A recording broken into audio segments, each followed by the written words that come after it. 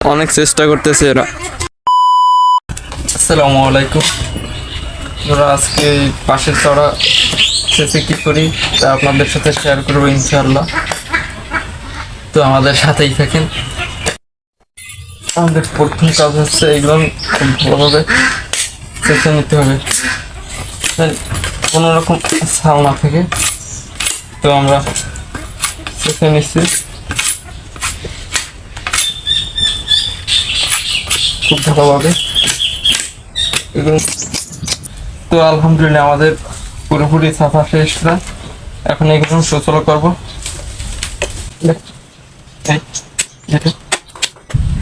তো আমাদের প্রায় উইচ করাও শেষ। এখন এই একটা বাকি আছে, এটা করলে পুরোটা হয়ে যাবে। আমরা এখন চলে আসলাম আমাদের কাজে। আমাদের যে কাজের জন্য আমরা এই খুঁটিগুলো বানাইছিলাম তা সেই কাজে এসেছি আমরা এখন। এই জালগুলো আমাদের এই চারোপাশ থেকে ঘুরিয়ে দিতে হবে, এই চারোপাশ থেকে। আর এইটা দেওয়ার কারণ হচ্ছে এই যে হাঁস দেখতেছেন, এই যে হাঁসগুলো সব এই যে খালে পানি হলেই পানিতে নেমে যায়। এই খালে যখনই জোয়ার হয় তখন সব হাঁসগুলো পানিতে চলে যায়, আর উঠানো তো যায়ই না। তার জন্য আমরা ভাবছি যে এই চারপাশ থেকে আমরা জাল ঘিরে দেবো, জানি হাঁস খালে না যেতে পারে।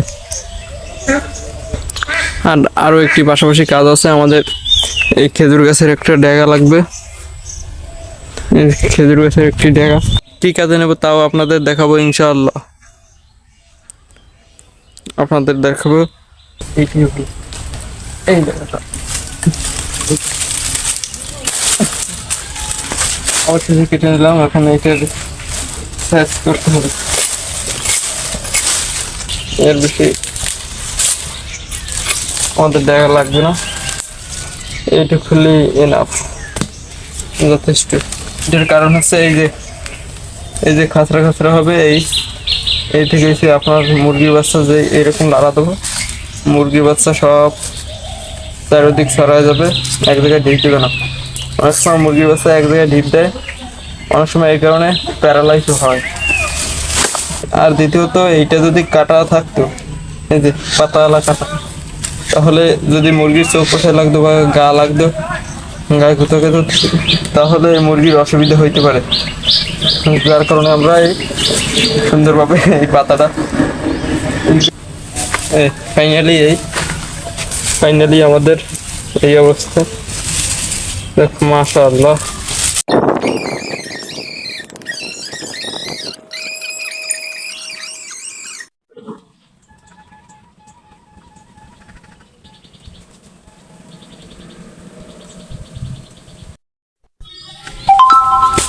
তো আলহামদুলিল্লাহ আমরা ইমাতে চলে আসছি এখন।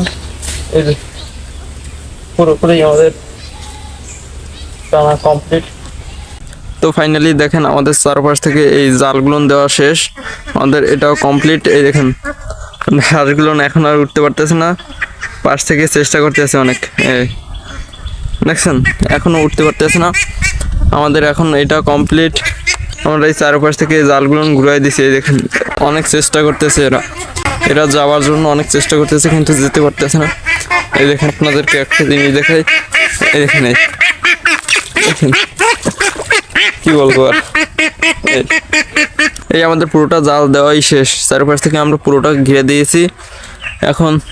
এখন আর হাঁস খালে যেতে পারবো না, এইখান থেকে সব হাঁস খালে চলে যায়। তো পরবর্তীতে সবাই ভালো থাকবেন, সুস্থ থাকবেন এবং আমাদের খামারের জন্য দোয়া করবেন। আসসালামু আলাইকুম।